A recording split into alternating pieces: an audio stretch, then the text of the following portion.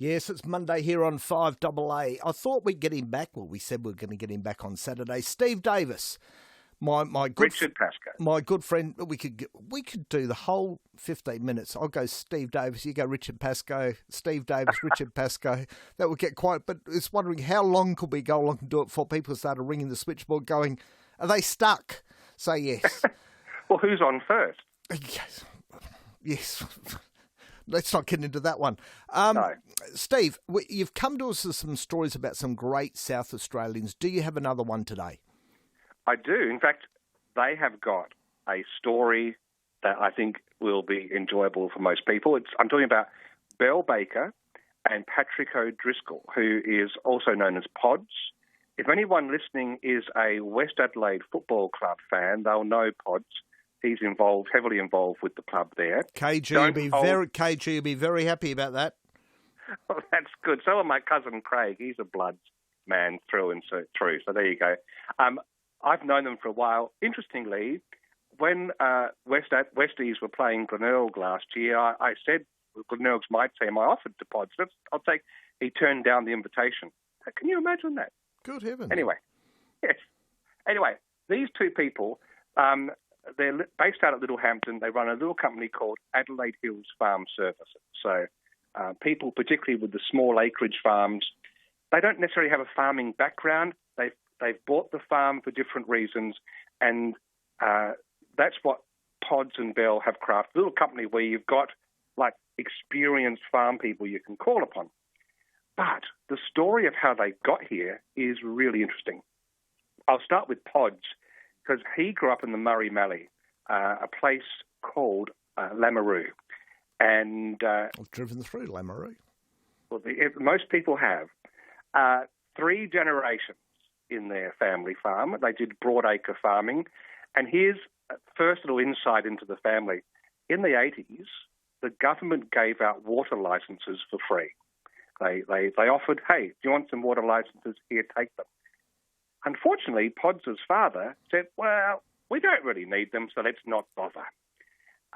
Much to his chagrin, because now they cost a fortune, and they probably could have done with that water from time to time, but it was not the traditional way of doing things. And there's a little bit of a theme here, because on the farm, you had Pods' dad and his brother and Pods.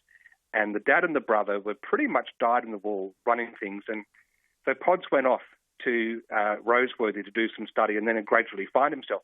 And what was interesting is when he went to Roseworthy, which everyone knows is a really, probably our preeminent agricultural university, he learned about all these different farming systems that his traditional family hadn't been using. And one of them was called no-till, where instead of churning up the dirt every season, you just let it go and you do direct seeding and you keep all the soil intact, which keeps all the microbes and the nutrients in place. Anyway, he gets back and he says to his dad, look, can we do this? And there was obviously resistance because it's not how we do things, but he was given a small parcel of the farm to do it. And guess what happened the next year?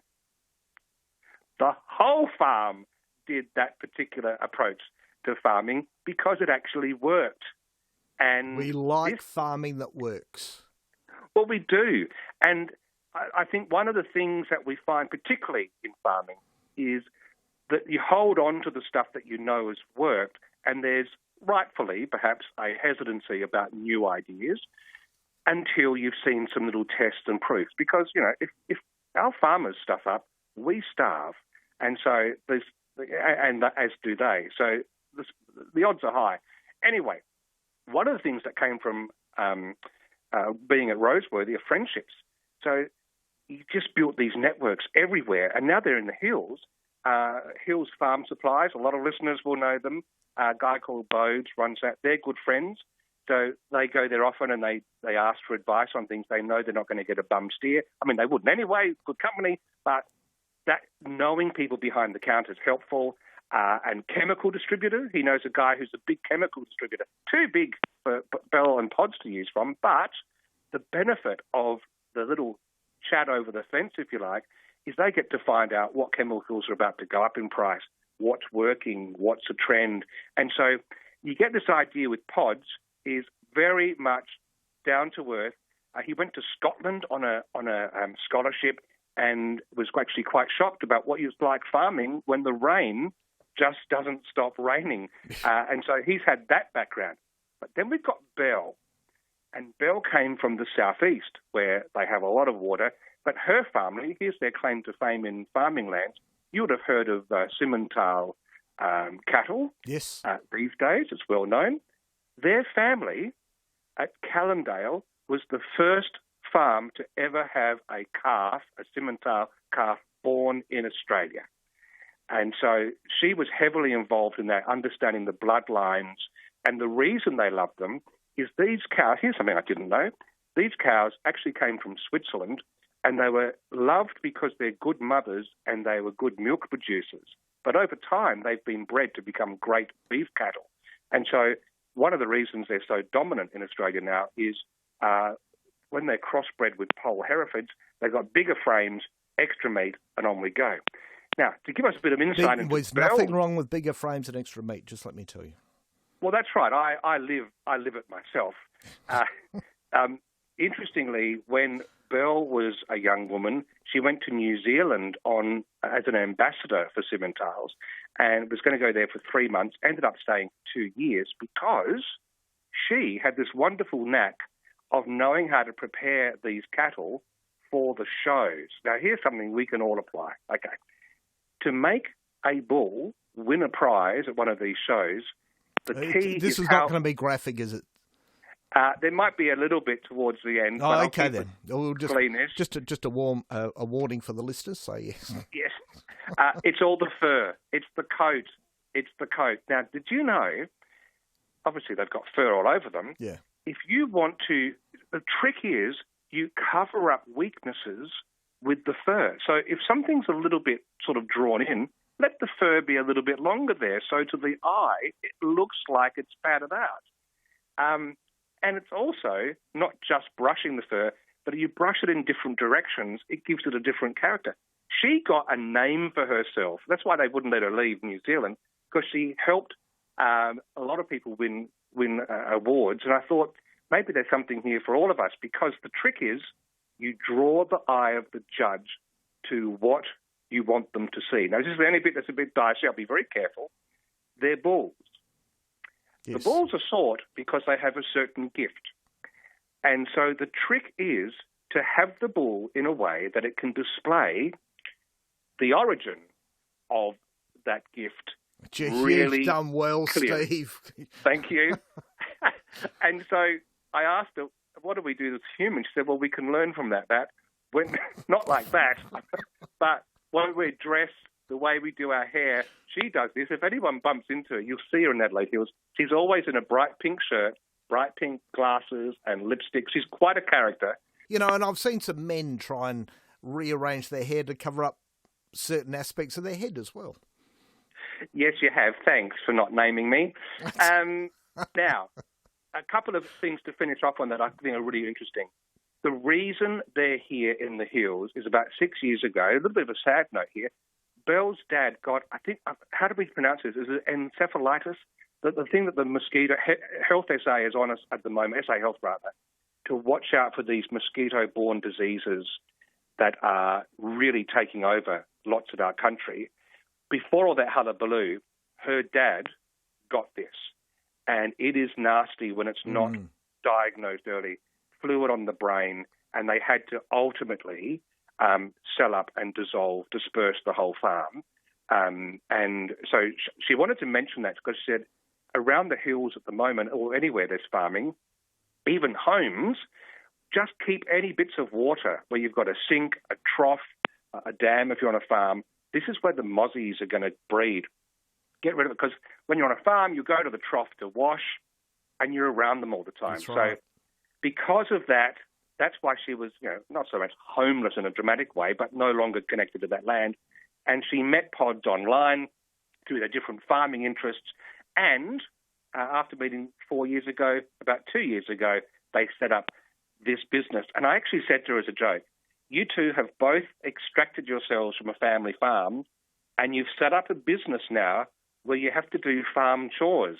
It just doesn't make sense. And I tell you what, I was stared at instantly. She said, they're not chores. This sort of stuff, getting the fence right, getting the weeds sort of, this is the stuff that allows us to be productive on our farms, and we've got to be productive. My goodness. I think that's just chores by another name. I don't know about you. Chores. Yeah, chores. Thank you very much. But Steve, you and I are not farmers. We're not farmers. No. No, we're not. No. But they are. And I love how they interact with each other. If you get to meet them at any time. For example, Pods had gone out to quote on a job and was telling Belle about it. So there's a place they need a fence to exclude the kangaroos. They don't want to cull any kangaroos. They just want to keep the kangaroos out. Oh, why is that? Well, they grow flowers that they use for essence and herbs. Really, Pods? Yeah. So far. What was the name of the farm? Oh, Jerleek. Only her favourite brand of cosmetic that she's been using since Jerleek was in existence, and she slapped him over the face and said, we're going to get that job. We've got to get that job. Yes. So you can see there's a lovely chemistry between the two of them, and I will just say they have started a really simple short podcast now, only once a month, and it's only 30 minutes, and what they do is they just share a few lists. Like, remember Keith Martin years ago? Keith Martin used to have the almanac that he'd publish every year. Yes. Yes, the cycles of the moon and what to plant, what not to plant. Well, they're doing like a farming almanac just for people in the Adelaide Hills, and it's about 10 or 15 minutes of this bit. We're just saying, look, this is the time of year. Hey, make a good use of this. Because of the weather, it's a really simple little thing they've just started. So I've got to give that a plug. Farmcast is what it's called on their website, AdelaideHillsFarmServices.com.au. They're really just trying to be helpful. They just love it. It's in their blood. Which is, that's wonderful to hear. It really is when people do that. Yes. And just a little tip, in this coming week's Mount Barker Courier, there'll be a story about them. But of course, 5AA got there first. Thanks to you, should. Pascoe. No, thank you for bringing it to us, Steve. I think that's great. Steve, give a plug for yourself because you do a great job. Oh, well, I met them through this mentoring program I'm part of, Adelaide Business Hub run. But if you come to my site, talkedaboutmarketing.com,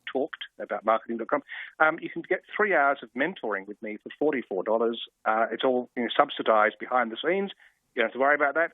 And we can talk about anything to do with your business strategy, even podcasting. Heaven forbid. Be great to help. No, it's very good, Steve. You do a great job. Steve, enjoy the rest of your weekend. You can enjoy a wine for me because I'm on air at the moment. As soon as I get off air, I'll be straight to the pub, but that's another matter. Enjoy it, Steve, and I hope to talk to you again soon.